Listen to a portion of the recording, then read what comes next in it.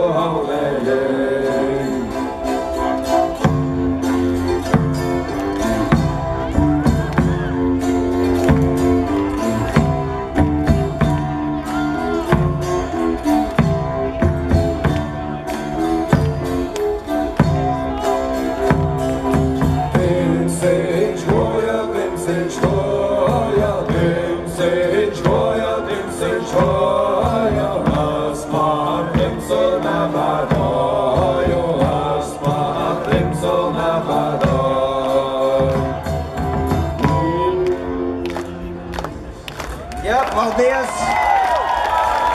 Riktīgi dziesma atbilstoši tagad Timsai.